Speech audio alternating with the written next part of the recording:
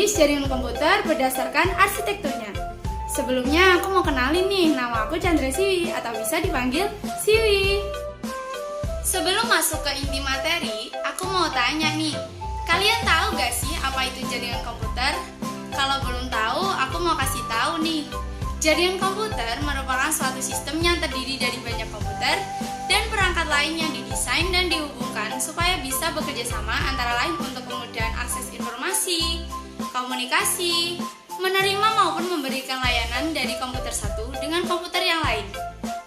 Bagian yang menerima pelayanan atau informasi disebut sebagai klien, dan bagian yang memberikan layanan atau informasi disebut dengan server. Dengan adanya jaringan komputer, maka akan sangat mungkin komputer-komputer bisa saling berbagi atau sharing dokumen, file, printer, dan sumber daya lainnya. Kebanyakan sih printer sama dokumen. Nah, sekarang kalian udah tahu kan apa itu jaringan komputer? Kalau gitu langsung aja yuk ke inti materinya, tapi akan dijelaskan oleh Yohana ya. Hai, aku Yohana, dan kalian bisa manggil aku Nat. Jenis-jenis jaringan komputer dilihat dari arsitekturnya dibagi menjadi 3 jenis, yaitu 1. Jaringan klien atau server. Client server merupakan arsitektur jaringan komputer yang memisahkan klien dengan server. Jaringan tipe ini termasuk tipe yang sering ditemui. Tiap klien atau server yang terhubung ke jaringan disebut node. Tipe paling dasar dari arsitektur klien server menggunakan 2 tipe node, yaitu satu sebagai klien dan satu sebagai server.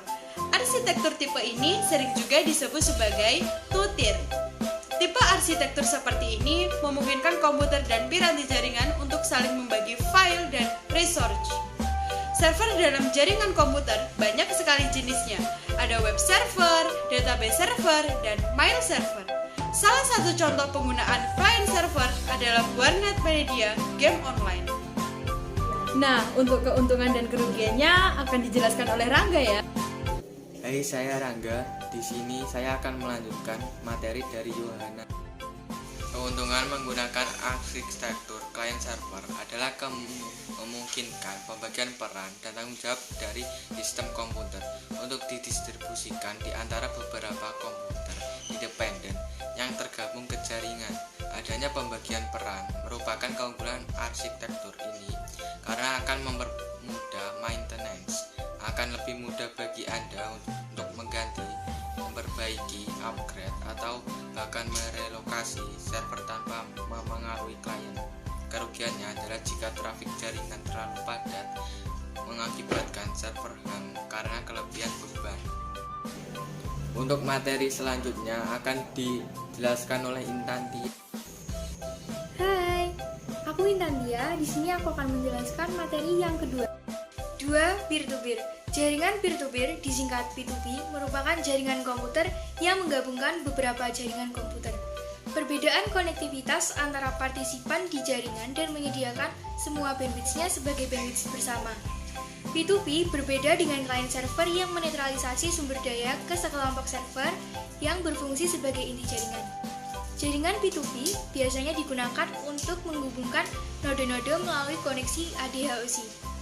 Jaringan ini unggul dalam beberapa fungsi, misal dalam hal file sharing yang memungkinkan file-file audio, video, dan data dibagi di jaringan. Jaringan peer-to-peer tidak memiliki klien atau server karena semua anggota jaringan memiliki kedudukan yang sama. Model jaringan ini berbeda dengan client server karena komunikasi di jaringan client server adalah dari dan menuju server utama. Contoh jaringan client server adalah FTP server yang memungkinkan data dari server dipindahkan ke FTP client atau sebaliknya. Untuk materi selanjutnya akan dijelaskan oleh Kalista. Hai, aku Calista. Active Network. Active Network merupakan pola komunikasi yang memungkinkan paket-paket yang mengaliri melalui jaringan telekomunikasi untuk memodifikasi operasi yang ada di jaringan. Arsitektur Active Networking terdiri dari lingkungan yang dapat menerima eksekusi perintah, mirip dengan sel Unix yang dapat mengeksekusi paket aktif. Node sistem operasi yang dapat mendukung satu atau lebih lingkungan pengoperasian, serta hardware aktif yang dapat melakukan routing atau switch. Network processor adalah salah satu cara untuk mengimplementasikan konsep jaringan ini. Active Network juga telah diimplementasikan sebagai jaringan overlay. Active networking memungkinkan perubahan pada sistem yang dijalankan dengan cepat. Untuk selanjutnya akan dijelaskan oleh Rangga kembali ya. Hai, kembali lagi sama aku Rangga di sini. Aku mau ngelanjutin materi yang udah disampaikan sama Calista. Hal ini memungkinkan dikirimnya data bersama paket informasi yang memungkinkan data untuk mengubah kodenya sehingga cocok dengan karakteristik channel. Program paling kecil yang dapat menghasilkan untaian data dapat ditemukan di definisi kompleksitas, Kolmogorov dan algoritma genetik.